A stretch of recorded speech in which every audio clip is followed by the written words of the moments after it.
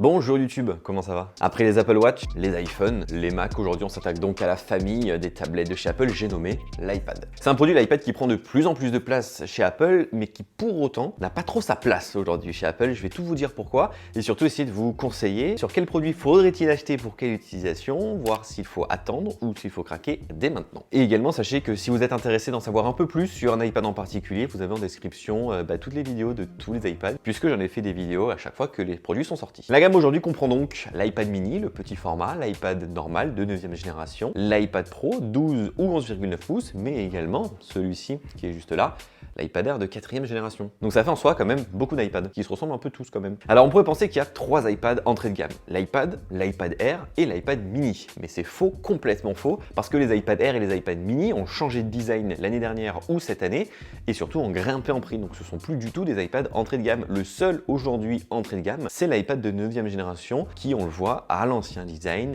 avec Touch ID en façade, un écran plus petit de 10,2 pouces, non laminé, un seul appareil photo au dos, mais qui a une petite nouveauté, c'est d'avoir le cadre centré en façade avant qui permet de faire des appels visio et d'avoir toujours un suivi du regard, sans oublier le Smart Connector qui permet de connecter des claviers externes par exemple, et la compatibilité d'Apple Pencil de 1re génération. C'est un iPad qui embarque toujours un port Lightning, et enfin c'est un iPad surtout qui vaut 389 €, donc un iPad entrée de gamme, vraiment entrée de gamme, mais que je conseille quand même beaucoup. J'en avais parlé dans son test complet, parce que c'est un iPad qui a tout ce qu'il faut sans trop en avoir non plus, qui a l'essentiel. C'est un iPad SE entre guillemets comme les iPhones. Oui, il a l'ancien design, mais il est ultra performant avec la puce A13 Bionic, il est complet, il marche super bien, il sera mis à jour pendant des années, il embarque iPadOS 15, tout comme les nouveaux iPad Pro hyper chers. Donc oui, si vous hésitiez pour un iPad pour la maison, pour votre enfant, pour votre fils, pour votre copine, pour qui vous voulez, un iPad pour bien faire du numérique, pour faire du divertissement, pour aller sur internet, c'est vraiment un iPad super puisqu'il coûte pas très cher, 389 €. Parce qu'à côté, les iPad mini et les iPad Air, oui, ils sont beaucoup plus jolis, ils ont un design revu, mis au goût du jour, disponible dans plein de coloris, des bordures arrondies sur les écrans. On va avoir le Smart Connector par exemple pour l'iPad Air qu'on n'aura pas sur l'iPad mini, mais l'iPad mini à l'inverse aura le cadre centré que l'on n'a pas sur l'iPad Air. Ce sont des produits magnifiques avec des haut-parleurs qui sont extrêmement bons, Touch ID qui se situe désormais sur le bouton d'allumage, la compatibilité bien entendu avec l'Apple Pencil de 2e génération, mais aussi bien entendu de l'USB-C en lieu et place du Lightning dans les deux produits. Ça c'est extrêmement cool. Mais ce sont des iPads qui valent beaucoup plus cher, 559 € pour un iPad mini, 669 € pour un iPad Air. Ça monte vraiment un prix comparé à l'iPad de 9e génération. L'iPad mini est vraiment petit, puissant, complet, remis au goût du jour. C'est vraiment un iPad très cool, mais qui, attention, ne remplacera en aucun cas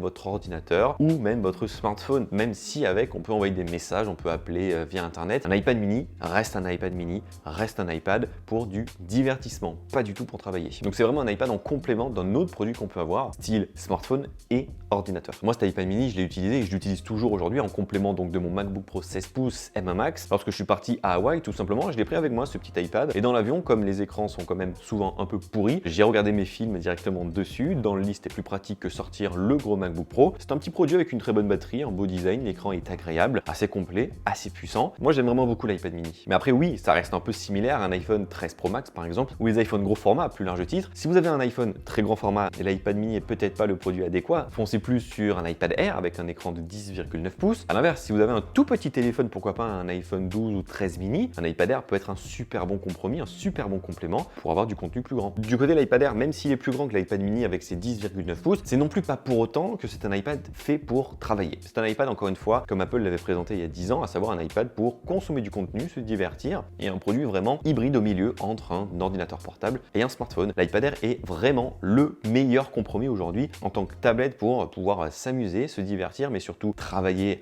à juste titre pour faire de la bureautique par exemple, mais ça se limitera à ça. On va vraiment pas travailler pendant des heures et des heures sur un iPad parce que l'OS tout simplement est pas adapté. Là où justement les iPad Pro 11 ou 12,9 pouces seront un peu plus adaptés pour travailler, enfin d'après Apple. Avec la puissance, la nouvelle puce M1 qui est dans les Mac, qui a fait son apparition dans les iPad Pro, l'écran Liquid Retina XDR ProMotion dans la version 12,9 pouces, le port Thunderbolt intégré, l'Apple Pencil compatible, les haut-parleurs fabuleux, l'écran somptueux, le design revu, la caméra qui est géniale, tous les accessoires dont le Magic Keyboard. Mais est-ce que pour autant donc on pourrait être travailler avec? Oui et non. Oui, parce que on peut faire de la bureautique, on peut retoucher ses photos, on peut créer, et moi j'adore créer des choses sur l'iPad parce que c'est tactile, c'est génial, c'est plus pratique que sur un Mac, mais on est beaucoup trop limité, non pas parce que le hardware, le produit, la puissance ne le permet pas, mais parce que le logiciel ne le permet toujours pas. Et ça c'est dommage, je vous renvoie à toutes les vidéos que j'ai pu faire, vous avez le lien en description, sur ce qui manque aujourd'hui à l'iPad pour tout simplement être vraiment un produit somptueux et magnifique. Aujourd'hui l'iPad Pro, il permet beaucoup de choses, mais on ne peut pas les faire avec. Moi j'attends beaucoup d'iPadOS 16 qui devrait sortir fin 2022, ouais je sais, c'est dans longtemps, mais bon l'espoir fait vivre, pour tout simplement avoir un iPad qui peut vraiment devenir même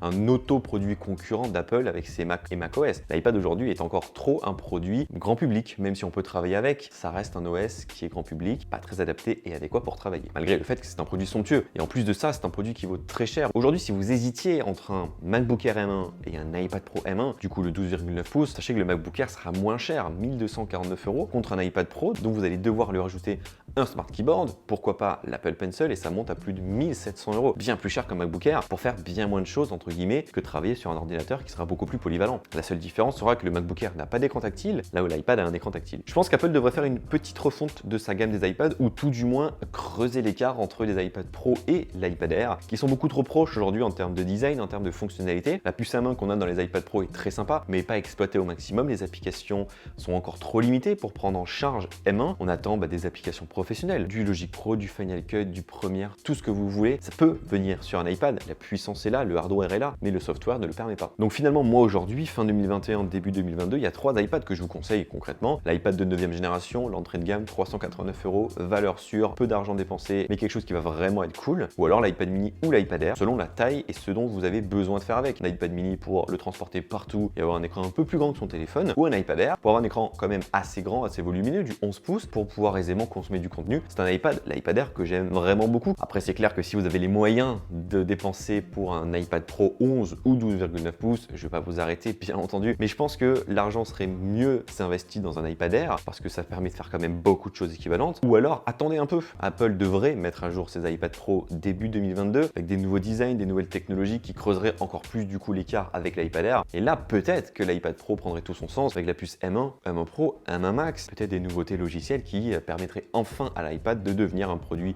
à la fois de divertissement et à la fois professionnel. Donc voilà, je pense que j'ai tout dit concernant ce guide d'achat des iPads. J'espère que j'ai pu vous aider. De toute façon, si vous avez la moindre question, n'hésitez pas, les commentaires sont là. Et je profite de la fin de ces vidéos pour les quelques qui sont encore là. D'ailleurs, n'hésitez pas à me le dire en commentaire si vous êtes encore là, pour vous informer d'une petite chose. C'était la dernière vidéo qu'on tournait dans cet endroit. Petite larme qui coule. Après près de 3 ans de vidéos tournées ici, la page se tourne. Les prochaines vidéos seront tournées en extérieur et ensuite on se retrouvera soit fin 2021, soit tout début 2022 dans un nouveau décor, dans un nouvel endroit, habillé en conséquence. C'est une page qui se tourne. J'espère en tout cas que vous allez apprécier, que vous allez kiffer ce qui va se passer durant l'année 2022. Je suis un peu triste de terminer ici, de plus du tout jamais de ma vie faire des vidéos là. Mais voilà, toute bonne chose a une fin. En tout cas, gros pouce bleu dans la barre des pouces bleus si vous avez apprécié cette petite vidéo. Nous on se dit à très bientôt sur YouTube.